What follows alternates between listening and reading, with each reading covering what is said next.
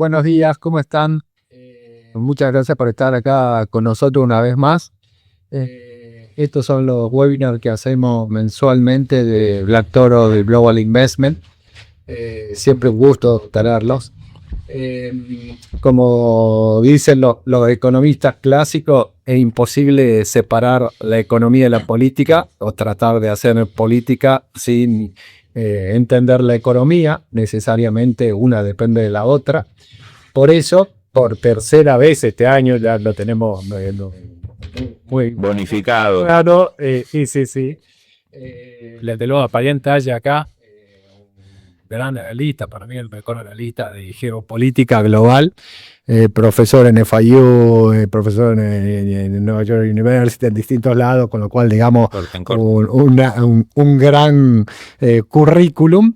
Y básicamente la idea de Black Toro es que Fabián nos ayude a entender, si se puede, qué está pasando en el mundo con los temas geopolíticos. Y como ustedes bien saben, esa visión geopolítica es indispensable para el armado de portafolios, que es al final el producto, lo que realizamos de Black Toro con el asesoramiento en el armado de carteras. Entonces, para no consumir más tiempo, y bueno, para arrancar, Fabián, un gusto tenerte acá. Fernando, una alegría, gracias. Un placer estar acá. Muchas gracias por acompañarnos. La primera pregunta, más global y de largo plazo. Ya otras veces te escuché hablando de que el mundo venía de décadas de un solo liderazgo fuerte y que ese solo liderazgo fuerte, por lo menos, ahora tiene un competidor, si no es que aún es peor el escenario. Entonces, preguntarte que la visión de largo plazo. Mira, el cambio más importante que ha habido en los últimos 10 años es el paso de la unipolaridad a la bipolaridad. Y eso tiene implicancias enormes. Nunca hubo fin de la historia, como decía Fukuyama, nunca hubo un flat world, como decía Thomas Friedman. Lo que hubo fue un momento unipolar por el colapso soviético. Y un Estados Unidos que durante 30 años fue el único Godzilla en el sistema internacional. Ahora, un Godzilla que por economicismo, por exceso de optimismo, por imprudencia, por meterse en guerras innecesarias en el Medio Oriente, ayudó a crecer a su competidor, a China. La relación Estados Unidos-China, el interés de Estados Unidos en que a China le fuera bien, tenía sentido hasta el colapso soviético. O sea, se había que usar a China contra la Unión Soviética. Nixon, Kissinger, 1972. Carter, Deng Xiaoping, 1979. Ahora, después todo lo que hizo Estados Unidos, meterlo en la OMC, en el FMI, en el Banco Mundial, en el BID, nación más favorecida, alentar que las empresas se radicaran en China para tener mano de obra barata en las tecnológicas, a permitir que China comprara cantidad infinita de bonos de deuda americana. Bueno, todo eso no está en el manual realista. Ahí operó el interés de Wall Street, operó el interés de la tecnológica de California y Seattle, imperó la academia americana, siempre con un gen de esta idea de la ciudad luminosa en la colina, el mundo quiere ser como nosotros, China va a ser como Hong Kong, China va a ser un gran Hong Kong. Los realistas decíamos, China se va a comer a Hong Kong. ¿No? Porque el dato clave que muchos olvidan es que en China gobierna un partido marxista-leninista y sus líderes son marxistas-leninistas en lo político. O sea, uno está acostumbrado, especialmente en Argentina, y ahora que hay una argentinización de Occidente, que la gente no cree en nada, que es puramente instrumental todo, que puede pasar de izquierda a derecha, de populismo a liberal. Mira, una vez en un seminario en Stanford, un gran historiador americano, para mí el mejor, se lo recomiendo a todos, se llama Steve Kotkin, el gran biógrafo de Stalin. El tipo leyó durante 10 años miles y miles de documentos originales de la Unión Soviética. Cartas de Lenin, de Stalin, de Bukharin. Y un colega mío en el seminario le pregunta, profesor Kotkin, ¿cuál fue su mayor descubrimiento después de leer miles de documentos? Y Kotkin nos mira y nos dice, eran comunistas.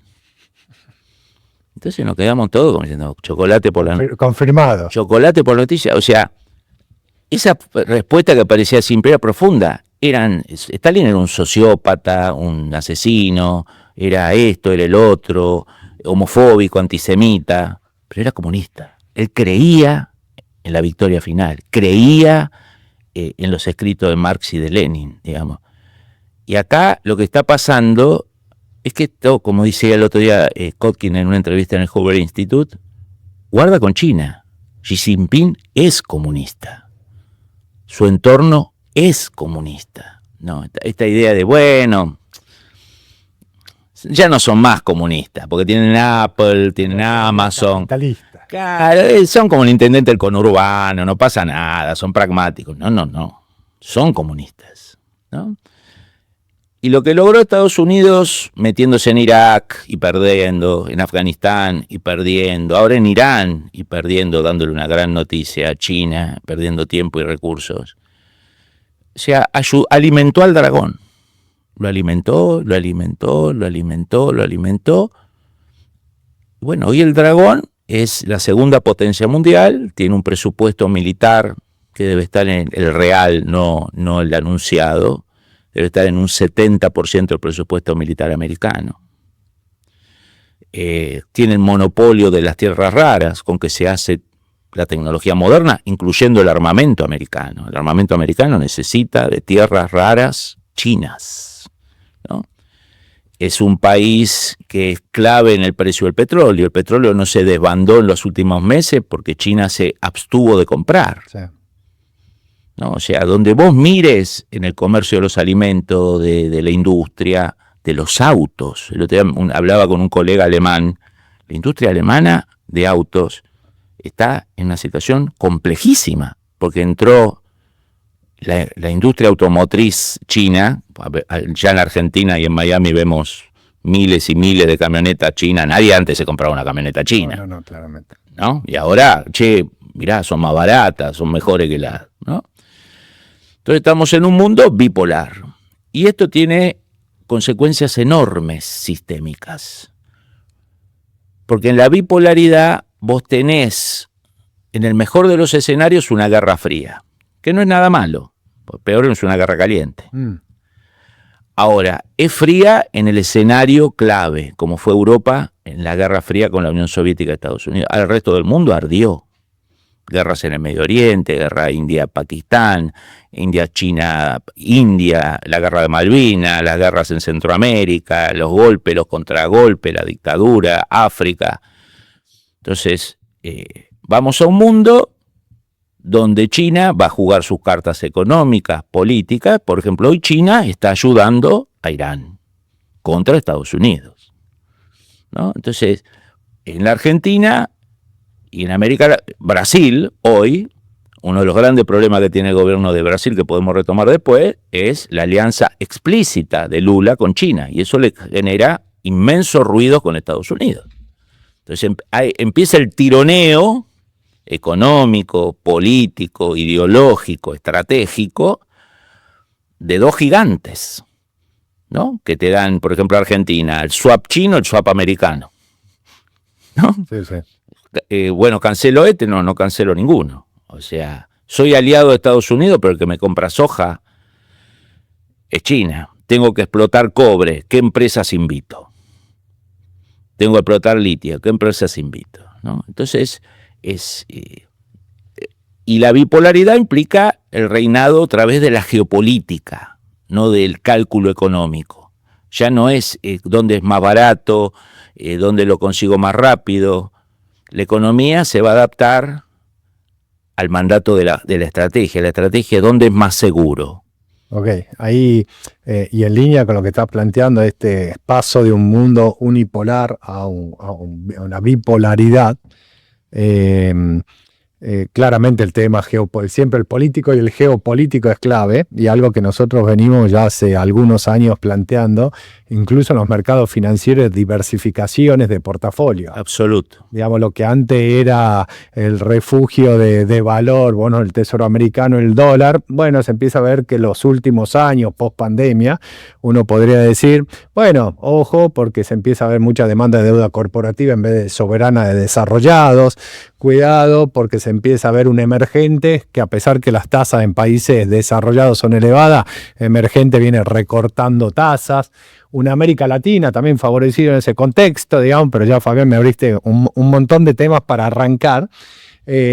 Pero claramente ese cambio geopolítico tiene implicancias económicas y financieras de ese mundo unipolar donde venimos de décadas, que Estados Unidos era el centro de todo y el refugio de todo, que creo que lo sigue siendo en una parte, por lo menos financieramente, en una parte porque creo que es difícil reemplazar el dólar o los bonos del tesoro como por el volumen que tienen. China por ahora tampoco tiene interés. Bueno, ok, pero claramente en el margen se empieza a ver esta diversificación de portafolio.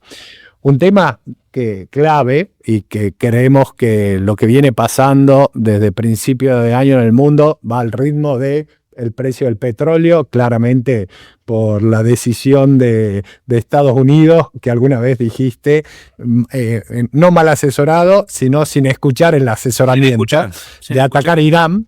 Bueno, y un día tenemos una tregua, al otro día de nuevo empiezan los problemas y el precio del petróleo sube, baja. ¿Cómo bueno, viene? Ahí tenés un tema muy importante, Fernando. Yo creo que los mercados, cuando digo los mercados, digo los operadores, ¿no?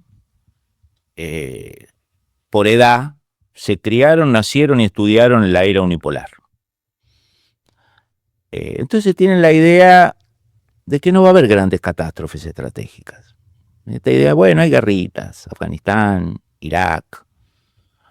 Y me parece que el mercado está subestimando el iceberg que tenemos adelante. Acá hay un iceberg que se llama 1929. ¿No? Que un día lo confesó Trump. Lo que pasa es que las confesiones de Trump duran 12 horas, 6 horas, después cambia de opinión, ¿no? Él dijo, yo no quiero ser Hoover, yo no quiero ser el presidente que lleve el mundo a una crisis económica sistémica, ¿no? La otra alternativa que tiene ahora es ser Lyndon B. Johnson, ¿no? Que en el 68 se dio cuenta que perdía Vietnam y no se presentó a la reelección. Trump no tiene ese problema porque no tiene reelección, pero bueno, implica dilapidar un mandato por una guerra equivocada, como le pasó a Johnson, que él no la inició, pero la continuó. Digo, acá el tema del petróleo, Trump opera mucho con las expectativas. Los tuits de Trump, más allá de que duerme poco de noche y que su personalidad, hay un tema de manipulación de los mercados, claramente. Una cosa cuando abre el mercado, otra cosa cuando cierra, manda a atacar los fines de semana. Bueno, hay mucho de cálculo de mercado atrás de él. Por eso hay tantas versiones de información confidencial y de gente que hace negocios con inside information. La justicia americana lo resolverá o no si pasa algo de eso. Pero el mercado del petróleo está moderado no solo por este jueguito de Trump, de email, de tweets, sino porque China se ha abstenido mucho de comprar y ya no se puede abstener más de comprar, tiene que volver al mercado. Está bajando la reserva fuerte. Está bajando la reserva, y para un régimen como China, que ya está preparando en los próximos 10 años para alguna situación áspera en Asia-Pacífico, Xi Jinping no creo que se quiera morir sin manotear Taiwán, ¿no? Pues te diría que los chinos piensan en 50 años, sí, piensan en 50 años si no tienen un presidente y un líder omnipotente que ha retornado al culto a la personalidad y que piensa morir en el cargo. Entonces ahí los tiempos no son los tiempos chinos, son los tiempos biológicos de Xi Jinping. Entonces Xi Jinping tiene 75, estemos atentos a los próximos 10, ¿no? Pues sí. Mejor dice, bueno, me morí sin conseguir nada, no sé. Sí. Puede ser o puede ser que no. Ahora, Estados Unidos lanzó 200 millones de barriles de su reserva. Le quedan 200. Sí. Nunca más bajo. Japón tiró todo tiraron reservas. China se abstiene de comprar, se juega con las expectativas. Ahora, cuando vos mirás los gráficos, si no se resuelve la guerra de Irán, o se escala la guerra de Irán otra vez, escala, porque dice Estados Unidos escala, pero guarda, Estados Unidos no tiene el monopolio de la escalada. Irán puede escalar, puede volar por los aires las estructuras petroleras de Arabia Saudita, las estructuras gasíferas de Qatar. Digo, esta idea de que hay uno que amenaza y el otro, acá no, acá los dos pegan. Y daría la sensación como que lejos de resolverse en esas 6, 8 semanas que decía Trump inicialmente, de golpe entra Arabia Saudita, entra Yemen, nos volvimos especialistas en estrechos, ya no es Hormuz, sino... Y ninguno de los dos lo controla Estados Unidos. Exactamente, entonces, ¿cómo ves esto? ¿Se llega a una solución, no? Bueno, el tema atento al precio del petróleo. Este petróleo, no, está en 77, está en 80, sube a 90... Si esto se desmadra, vamos a un petróleo de 150. Y si se desmadra más, vamos a un petróleo de 200.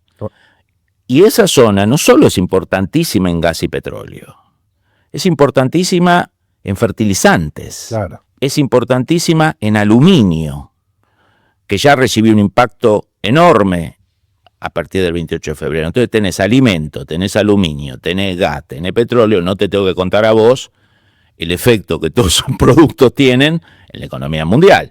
Completamente. ¿No? Entonces, esta idea de, bueno, no, esto se mantiene así. A ver, si esto no se soluciona, si Trump toma la decisión de no admitir que perdió, porque el MIU que él firmó hace un mes es la confesión de la derrota. Ahora, por eso duró 3 días.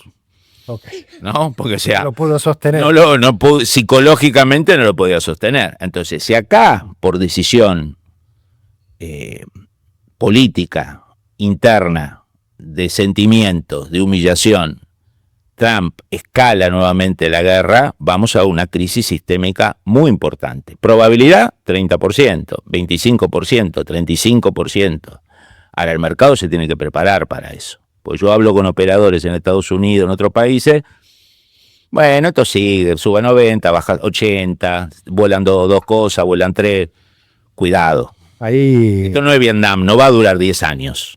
Hay un comentario respecto a lo que hacés. Primero, los invitamos a todos los participantes del webinar, si quieren mandar preguntas. Yo tengo la computadora abierta justamente para ver preguntas.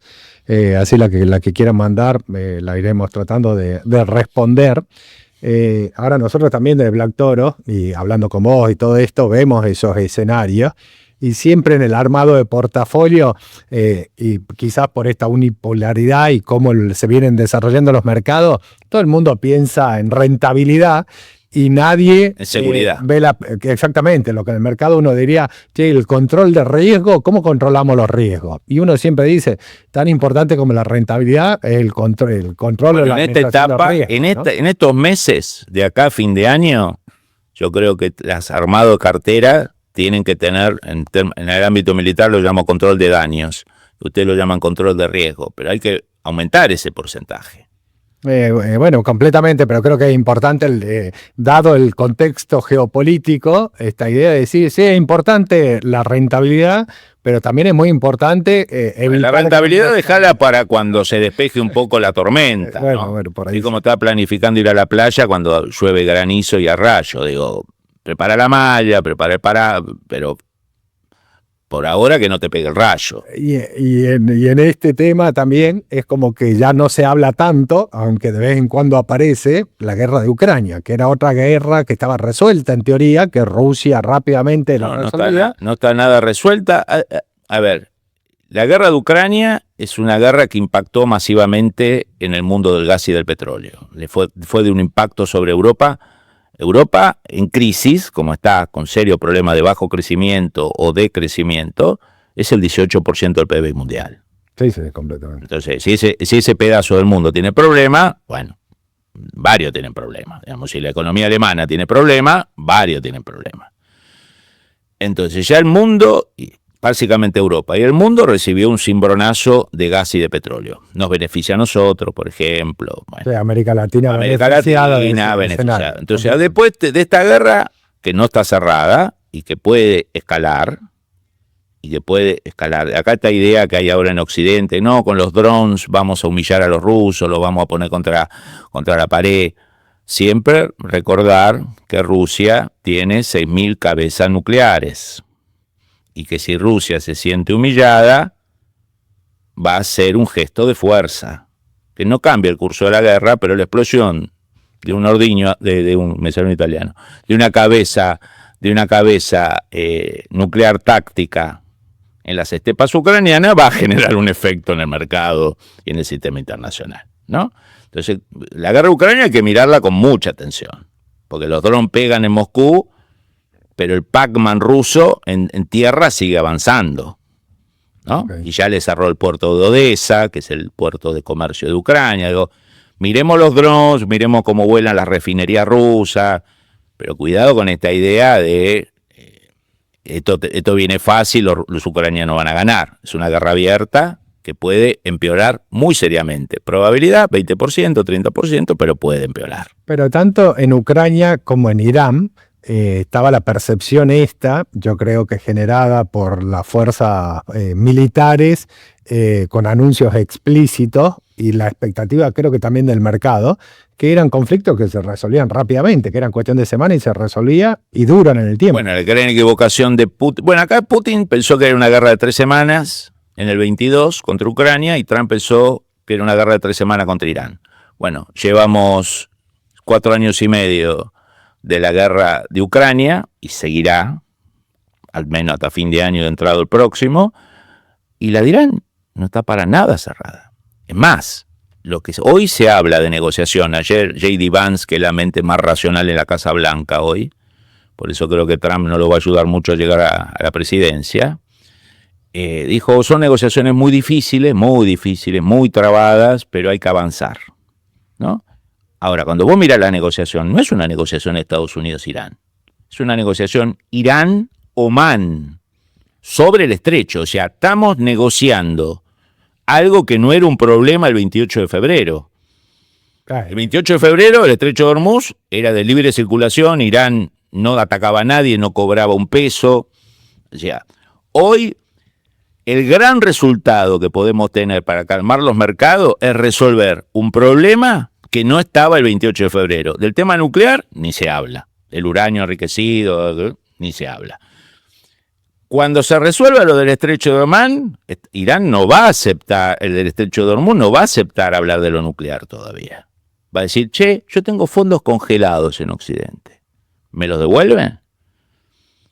Yo tengo sanciones de hace 40 años o 50 años. Levántemela. O sea, el tema nuclear, que fue lo que inició esto, sí, está tercero en la lista. O sea que ni en el mejor escenario volveríamos al 27 de febrero. No. O sea, todo esto, que sí, que Vance, que sube, que Trump, que el Twitter, es para resolver algo que no era un problema el 28 de febrero.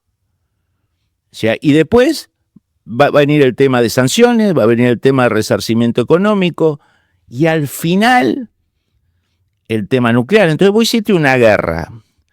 Debandaste el precio de la urea, debandaste el precio del petróleo, del gas, llevaste a Europa a una situación compleja, te quemaste una inmensa cantidad de tu arsenal más importante que vos necesitabas en Asia-Pacífico. Te doy un ejemplo.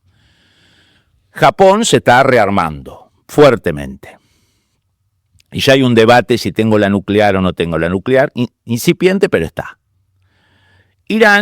Japón había comprado por primera vez armas ofensivas con capacidad de atacar a China. 400 misiles Tomahawks para atacar el territorio chino en caso de conflicto. Bueno, gran logro, Japón se rearma, se decide.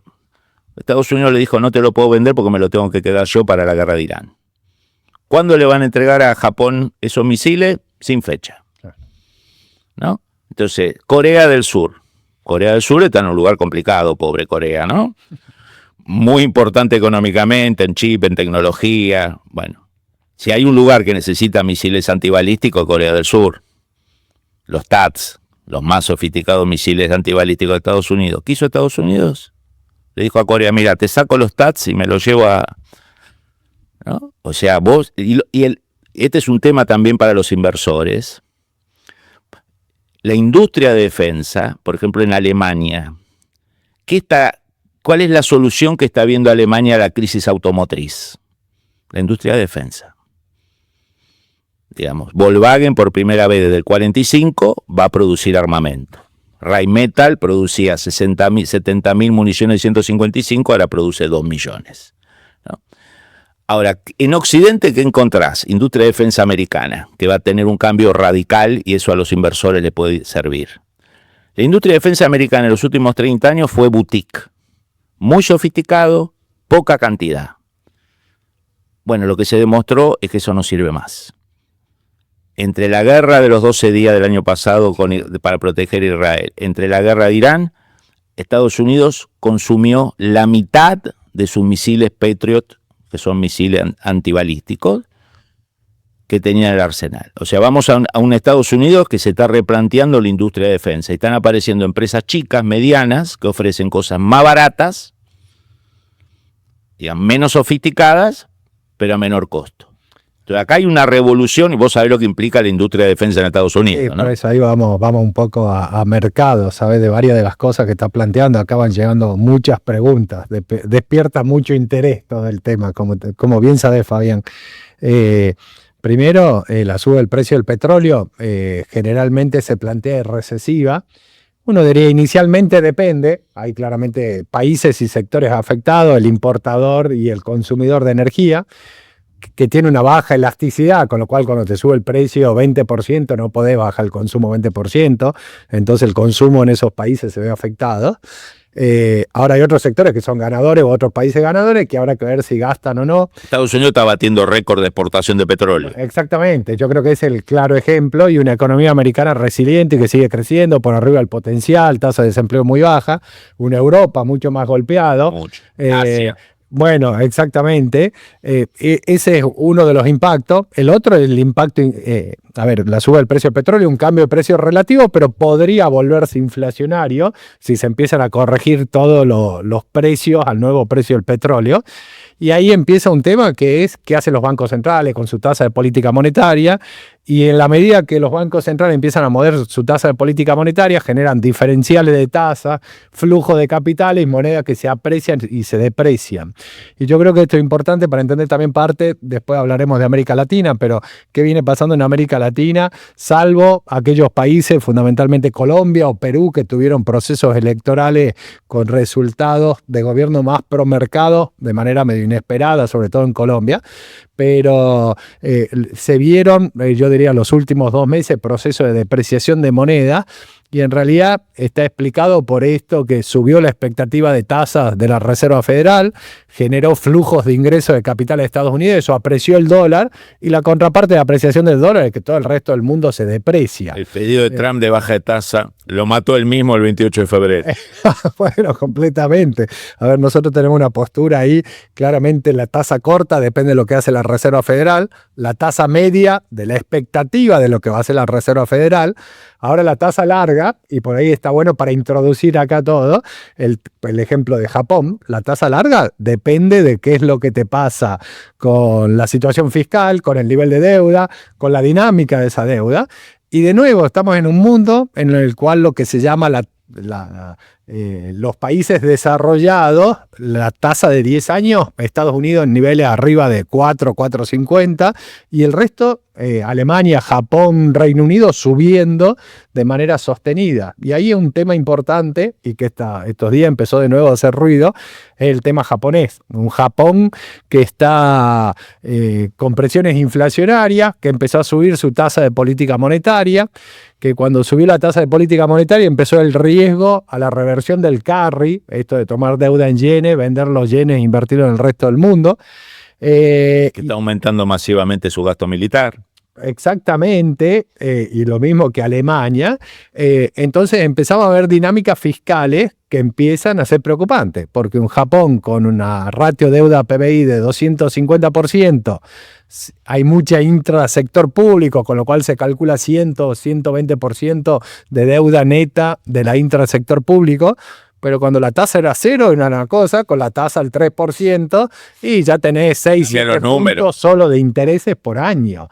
Entonces, esto lleva a un Estados Unidos que vos decís, le saca los misiles, pero le empieza a dar un apoyo con intervención en el mercado de yen, porque el riesgo que tiene un Japón que tenga que defender su moneda y uno de los grandes acreedores de Estados Unidos que salga a vender bonos del Tesoro americano para defender el Bueno, vos ahí marcaste 2 puntos, ¿no? O sea, siempre en Occidente hablamos de Estados Unidos, pero las dos economías, digamos, los otros 2 motores más chicos del capitalismo occidental no están en una situación muy agradable, digamos, que Japón y Alemania. Completamente. ¿No? O sea, tienen un problema. Además, lo de Alemania en gasto militar, recomiendo que pongan en GPT o en Grok cuánto aumentó el presupuesto militar alemán en los últimos 4 años. Va a tener un impacto fiscal. Estamos hablando de 400 billones de euros en los últimos 4 años, agregados al presupuesto de defensa, que a su vez se va a duplicar, ¿no? Y en el caso de Japón, como decís vos, digamos, números cada vez más apretados y la decisión también de duplicar el presupuesto de defensa. Entonces, eso es gasto fiscal. Absolutamente, completamente. Y el riesgo de un Japón que atesoró su ahorro en bonos del Tesoro americano, que empieza a vender bonos para financiar su desequilibrio, entonces todo se relaciona con todo, ¿no? Bueno, entonces volvemos al tema de la priorización de la seguridad, porque a ver si, bueno, se rearma Alemania, se rearma Japón, perfecto, se rearma Japón, pasa esto con los bonos, pasa eso con la tasa. Ahora, la economía japonesa, Japón es el principal inversor en China. Ahora, si Japón empieza a comprar armas de ataque estratégico contra China, si empieza a patrullar de manera más agresiva las aguas en común, digamos, ¿cómo quedan las empresas japonesas en China? China va a decir, bueno, sigue todo igual, que venga. No nada. Digo, cuidado con el tema digamos, ¿no? La idea es que, bueno, acá tenemos el sistema, es China, con inversión japonesa, taiwanesa, americana, y esto va a correr por carril aparte de las tensiones geopolíticas. Bueno, acá no van a correr por carril aparte de las tensiones geopolíticas. Digo, me parece que los mercados tienen que empezar a pensar y que la primacía va a ser de la decisión estratégica militar, de lo político. Yo por eso le digo siempre a amigos, más Washington, menos Miami y Nueva York. Más Washington, hay que caminar el Departamento de Estado, la CIA, el Pentágono. Hay que volver a hablar con las estructuras permanentes. Te dirán, no, Estados Unidos piensa. ¿Quién piensa? No, estuve en Wall Street y hablé con 3 bancos. Bueno, cuidado, date una vuelta por Washington también. Ok. Vamos a Washington. Tenemos elecciones este año en Estados Unidos, una elección de medio término. ¿Qué escuchás, qué sabés de las 2 cámaras? Y te agrego algo ahí en el medio. Si muchas de las decisiones que está tomando Estados Unidos, pensando en América Latina, con segundo tema su estrategia de seguridad nacional, si es una decisión del gobierno, es una decisión de Estado, cambia el resultado de la elección. A ver, vamos por lo primero. Los números que hay por ahora, obviamente primero la guerra de Irán no ayuda en nada. Es una guerra muy impopular, la más impopular de la historia de Estados Unidos. Peor que Vietnam. Pero pasa que Vietnam fue popular al principio. Se hace impopular a partir del 68, cuando se convoca el servicio militar obligatorio. Okay. Cuando empieza el draft, empiezan los movimientos pacifistas. Y además porque la primera guerra televisada en directo. Y el Pentágono no había montado todavía el esquema de censura. Okay. O sea, el americano estaba acostumbrado a ver las imágenes de la Segunda Guerra Mundial, de lejos, gritos, chicos sonrientes, fumando, comiendo chocolate, alemanes prisioneros. A partir del 68 empezaron a ver pedazos de gente descuartizada, ¿no? Entonces, bueno, se transformó en impopular, pero esta guerra nace impopular. El pico de popularidad de la guerra de Irán es 43 puntos. Hoy está en 33, 34. ¿No? Las otras guerras fueron 70, 80 o 90. Muy bien, entonces nace impopular. Segundo, produce una fisura dentro del movimiento MAGA. Grandes comunicadores, los streamers que fueron la base de la campaña mediática de Trump, sí. Por ejemplo, Tucker Carlson, abandonaron el apoyo a Trump. ¿Tiene un efecto masivo? No, pero daña. Son tipos que tienen 10, 15 millones de seguidores en YouTube, digamos, y que dice, usted no traicionó. Usted dijo, no más guerras innecesarias, no más meternos en el Medio Oriente. Nuestro único objetivo estratégico es China, nos traicionó. Entonces, en elecciones que usualmente el partido oficialista pierde, o sea, 3 presidentes ganaron las elecciones del middle term. Roosevelt en el 38, Clinton y Bush hijo en el 2000. Roosevelt en el 34, Clinton en el 98 y Bush hijo en el clima post-11 de septiembre en el 2002. Después usualmente se pierde la elección. Hoy a nivel popular, el Partido Republicano en voto general está 5, 6, 7 puntos abajo. Hoy por hoy pierde la Cámara de Representantes. Y hay una posibilidad del 60% que retenga el Senado, siempre y cuando esto no se desmadre en el precio. No escale en el precio de la gasolina, ni en el precio del huevo, que son los 2 indicadores clave. ¿No?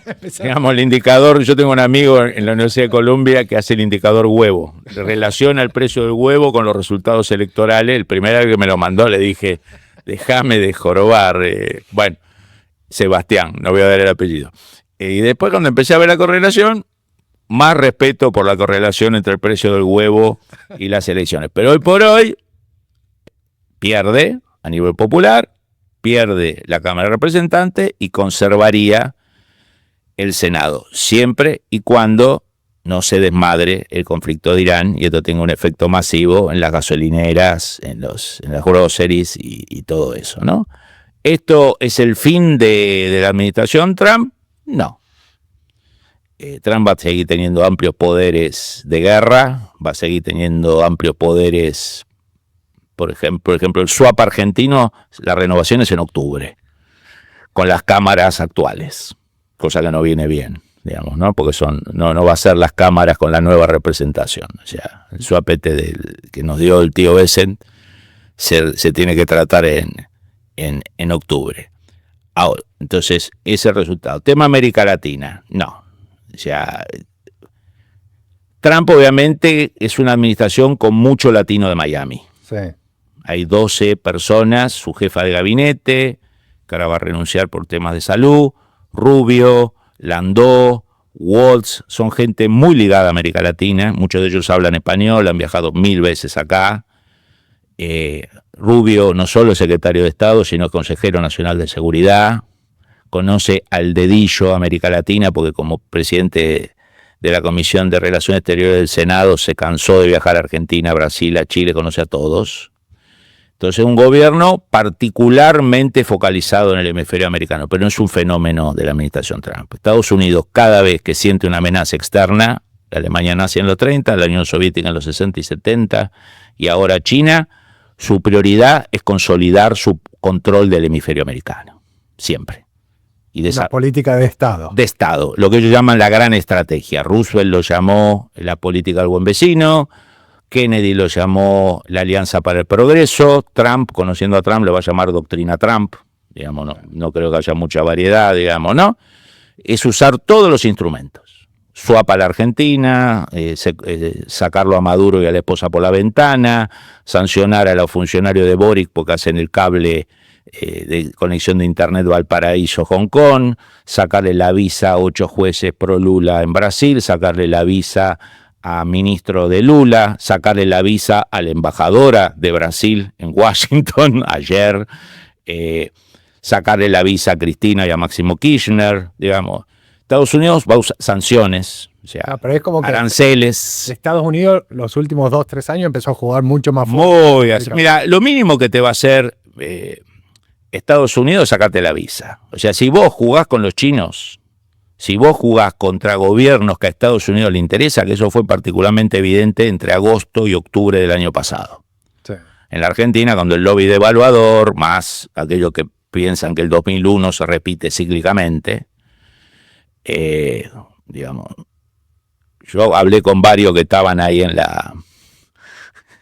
una palabra gentil, en la búsqueda de una readecuación de las variables económicas argentinas. Muy elegante. Muy elegante, ¿no? Gente que casó en el zoológico 50 años. A mí le digo, mirá, tenés casa en Miami, tenés departamento en Miami, tu nene está en Georgetown, cuídate. O andá a la calle Colombia, viste que hay una embajada grande con una bandera que tiene estrellita. Entrá y le digo, mirá, a mí me gustaría que Milei caiga, o me gustaría una crisis devaluatoria. ¿Qué te parece? Pregúntale a la embajada. Si te dice que no, no lo haga, porque sí. ¿Se entiende lo que estoy diciendo? Completamente. A ver, yo de tu mano el año pasado pudimos estar en el Comité de Seguridad Hemisférica ahí en FIU. La verdad que un entorno, por lo menos para mí, atípico respecto a donde uno da charla. Todo muy bien, ¿eh?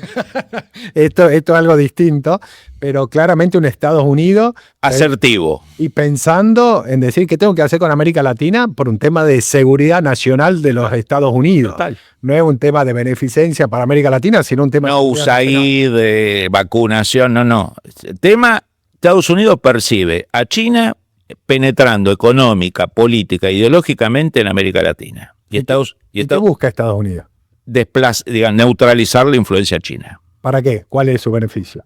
Mira, porque el gran activo estratégico de Estados Unidos a lo largo de los últimos 120 años es que la única gran potencia que controla su región. Europa, no hay alguien que la controle toda, de los Urales al Canal de la Mancha. Asia tampoco, siempre ha estado dividida. Y Estados Unidos, el gran activo estratégico que tiene en los últimos 120, 130 años, es que no tiene rivales en el hemisferio americano. Tiene gente que lo insulta, Cristina que lo insulta, Néstor que lo insulta, Lula que lo insulta, pero no hay capacidad económica, política y militar de desafiar a Estados Unidos. Hay contestaciones retóricas a Estados Unidos. Chávez insultaba a Estados Unidos y le vendía petróleo, digamos. O sea, no es una amenaza. O Sheinbaum, digamos, no es una amenaza. Lula no es una amenaza, por ahora. Cuando Estados Unidos ve que alguien puede llegar a controlar Europa o Asia, por tener una región hegemonizada como el hemisferio americano, tiene capacidad de proyección. Okay. Se puede proyectar seguro. Se puede proyectar en el 17, a Europa, en el 41, después en el 45 por la Guerra Fría en Asia. Entonces, la clave para Estados Unidos es un Asia que nadie la controle, con un pie americano, una Europa que nadie la controle, con un pie americano, un Medio Oriente que nadie la controle, con un pie americano, que ahora ese grip estaba con algunos serios problemas, y un hemisferio hegemonizado. Okay. Si se te penetra una gran potencia a nivel político, económico, militar, vos ya no tenés esa flexibilidad, vos te tenés que preocupar en el hemisferio, ¿no? Entonces acá estamos en esa tercera etapa, 30, Roosevelt, 60, Kennedy, pero después queda eso. Lo sigue el presidente que viene, el otro presidente. O sea, se va Trump, lo va a seguir Vance, lo va a seguir Rubio, lo va a seguir Ocasio-Cortez, lo va a seguir el que sea. Ahora, vos recién decías 60% de probabilidad que Trump retenga el Senado. Hoy sí, con estos números de la gasolina, de la comida y sí. Como ejercicio, porque ahí preguntan mucho y cómo se toman decisiones de portafolio. Nadie tiene la bola de cristal, uno va teniendo en cuenta todo lo que hablamos, estos riesgos, y en base a eso uno trata de maximizar rentabilidad, pero sujeto a riesgo, que a la medida que no se materializa el riesgo, bueno, uno muchas veces dice, bueno, no se materializó, como el seguro del auto, pagué el seguro, o sea, y no choqué. Me imagino que todos los que están acá pagan todos los meses un suculento seguro médico, un suculento seguro de incendio. Si nos ponemos a pensar que no pasa nada, la industria del seguro colapsa, digamos. Pero la pregunta es, ¿y qué pasa si ocurre el otro 40%? Trump pierde las dos cámaras. Mira, si Trump pierde las dos cámaras a nivel estratégico internacional no va a pasar gran cosa, porque el presidente americano tiene muchos atributos en política exterior y de defensa. En política doméstica puede influir más, temas económicos internos, sociales, valóricos. Lo que sí va a cambiar es que la derrota de Trump, especialmente si es en las dos cámaras, se va a vivir estilo argentino, no estilo americano. Yo he vivido en Estados Unidos, he visto derrota de los oficialismos, a la noche pones el noticiero, perdió el Senado, perdió el diputado. Le pasó a Obama, le pasó a Clinton, le pasó a Bush padre, le pasó a Reagan. Reagan perdía. Ahora, ¿cómo se va a vivir en los canales de televisión, en los medios, el New York Times, el Washington Post? Se va a vivir como si hubiera perdido Milei la elección del año pasado. Asamblea Legislativa. Es como con un liderazgo tan fuerte, para bien o para mal, pero tan fuerte. Argentinización. Es como que pierde ese liderazgo fuerte, uno piensa en un cambio de ciclo. ¿Hay cambio de ciclo? ¿Qué implicaría? No, Trump es un hombre que le quedan 2 años y medio de mandato, siempre hay que recordarlo eso. Sí, ¿no? sí. Es un periodo largo. Abarca la elección argentina del año que viene. Y tiene todo el interés que gane Milei. Rubio también. Y Vance también. Lo que va a cambiar es cómo se vive en Estados Unidos esa derrota. Vas a ver una cosa media argentina. Es como ver la derrota de Milei en C5N. O en página 12. Ese va a ser el clima, ¿no? El fin, la catástrofe. Ahora, yo creo que hay que estar atento, que eso sí tiene una implicancia sistémica. Es que Trump, como buen caudillo, casi latinoamericano, no está cuidando a sus sucesores. O sea, Trump ya tendría que estar cuidando a Vance. ¿Quién va a ser su candidato al lado? ¿No? Cuidarlo, no mandarlo a quemarse a Pakistán, a fracasar como cuando todos sabíamos que la guerra todavía no estaba para una solución. Manda a su vicepresidente a fracasar a Pakistán. O lo pone en la cabeza del MIU y después lo voltea el MIU al acuerdo con Irán a las pocas semanas. O sea, a veces Trump en su juega con Rubio, le da aire a Rubio. El sucesor natural en el sistema político americano es su vicepresidente. Sí. Siempre. Es la prioridad. Después, si falla, tiene un problema, vamos con otro. Con el muleto. Vamos con el muleto. Por eso lo elegiste vice. Ahora Trump le da mucho aire a Rubio. De hecho, le dio 2 cargos. Por primera vez desde Kissinger, que alguien ocupa los 2 cargos. Consejero Nacional de Seguridad y secretario de Estado. Sí. Le da visibilidad, lo sienta al lado, le dice qué inteligente que sos. Le va a regalar la próxima operación en Cuba. Si no se desmadra lo dirán, seguramente va a ser en septiembre. Entonces, es casi un liderazgo argentino. Esta idea después de mí el diluvio. Sí. ¿No? Esta idea, bueno, del sucesor mío, yo termino el mandato con todo el poder que pueda hasta el 20 de enero del 2028. ¿No? O sí, enero 29. Sí. 29. ¿No? Y eso es una buena noticia para los demócratas que tienen serios problemas, porque en las internas se están ganando gente, no, los extremos, los radicals. Después vendrá el pragmatismo, el financiamiento, les gustará el cargo y se irán corriendo al centro y cada tanto harán alguna proclama salvaje como el alcalde de Nueva York, pero está ganando el ala izquierda del Partido Demócrata, las minorías intensas. Ahora, esos candidatos intensos, no sé si llegan al voto de centro, al voto que termina decidiendo las elecciones, ¿no? Entonces, el Partido Demócrata tiene serios problemas internos, no tiene un liderazgo claro, las internas se la están ganando gente bastante radical y ya varios musulmanes, ¿no? Como es el caso de Nueva York, el caso de Michigan, que no tiene nada de malo, pero bueno, a lo mejor al ADN de la mainstream americana independiente, votar un musulmán no le cierra, no sé, creo que no. Pero esta cosa de Trump, de un poquito Rubio, un poquito Vance, de estar jugando con ellos como para él mantener la centralidad, de no preparar la sucesión, creo que es un escenario que hay que tener en cuenta. Porque dicen, no, ¿qué problemas tiene el Partido Demócrata? Todos estos. ¿Qué problema tiene el Partido Republicano hoy? La guerra de Irán, sin duda. Y segundo, el mecanismo latinoamericano sucesorio que está usando Trump. Yo creo que es algo que los inversores que están pensando en 3, 4 años en adelante tienen que tener en cuenta. Ahora ya te diría una última pregunta, dada la hora. Siguen llegando preguntas de la gente que está participando en el webinar de los clientes de Black Toro. Y creo que por detrás de esto medio que vas a tener que sintetizar todo. Mucha gente plantea que los microprocesadores son el nuevo petróleo del mundo.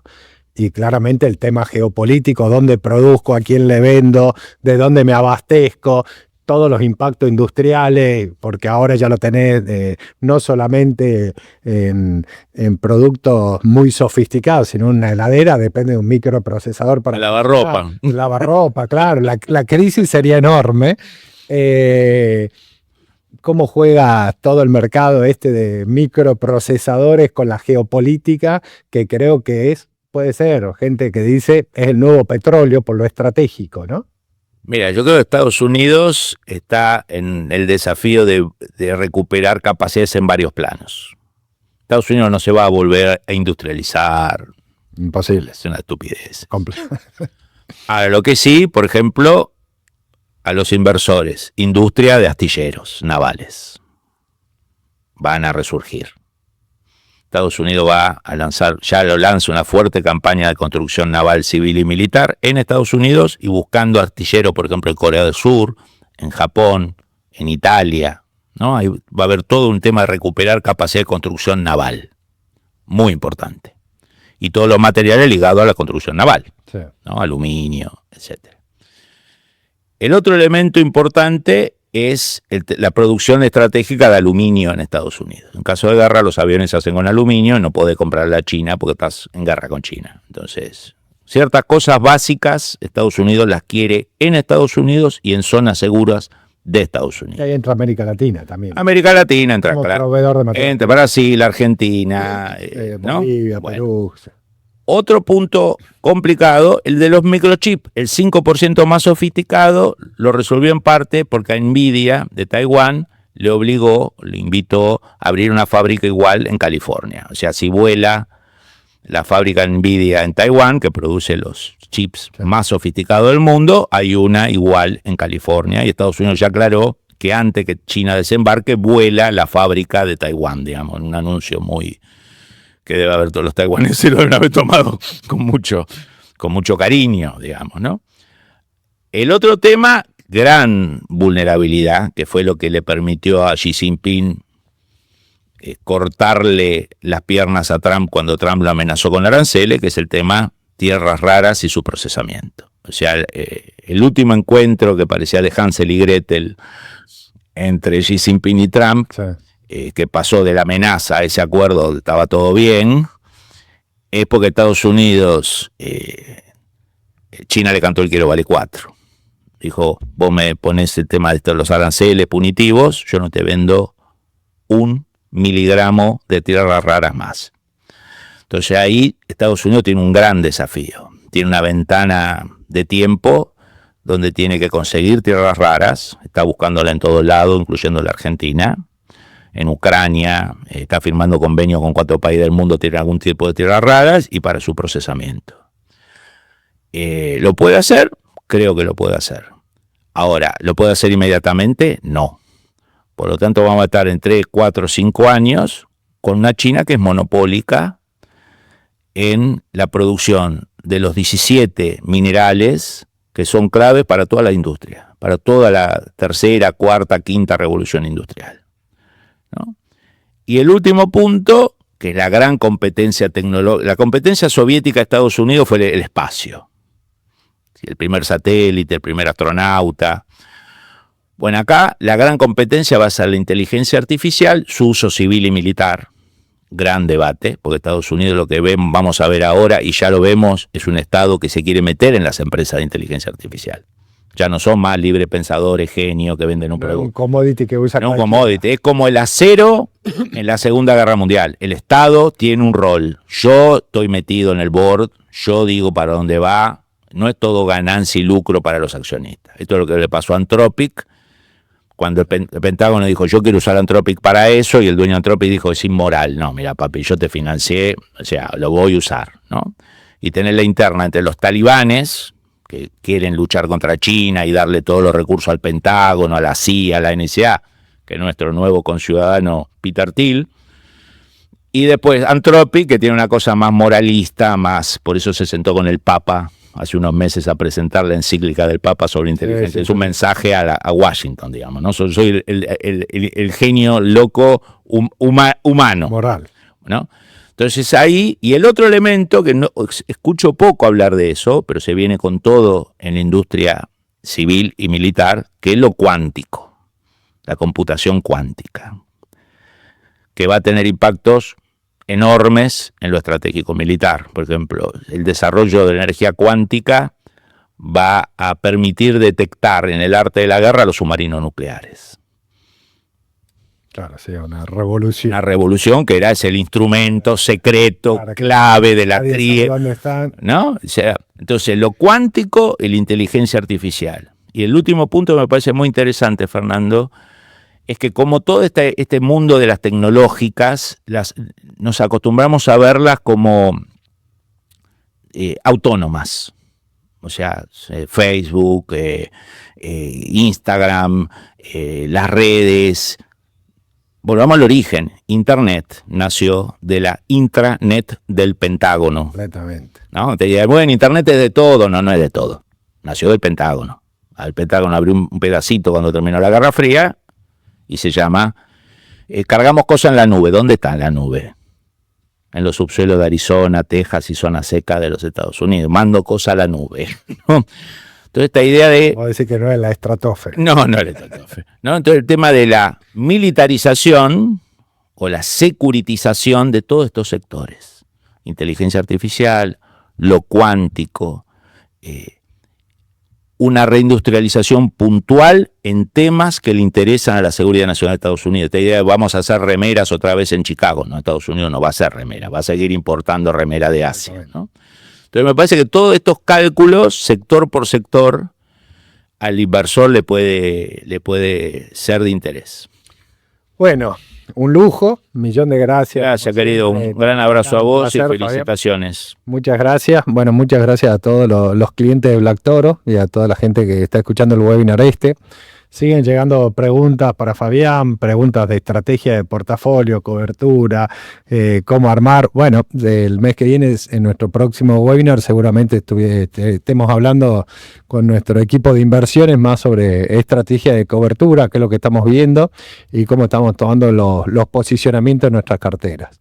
Bueno, una vez más, muchas gracias a todos de Black Toro. Esperemos que siga todo bien.